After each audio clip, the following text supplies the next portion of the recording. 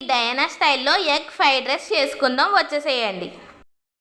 పెట్టి దాంట్లో ఆయిల్ వేసుకోవాలి. మిరపకాయలు రౌండ్గా కోసుకొని ఇందులో వేసేసుకోవాలి.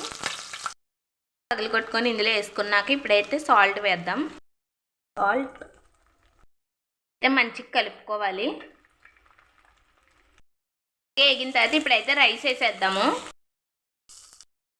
సాల్ట్, కారం కొంచెం, ఈ పొడి కొంచెం వేసుకోవాలి. కాబట్టి ఇప్పుడు మంచిగా కలుపుకోవాలి. నాక పైన కొత్తిమీర, ఒక 2 minutes మూత పెట్టేయాలి.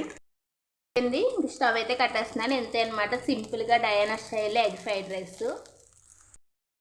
ఎలా ఉందో చెప్పేస్తాను.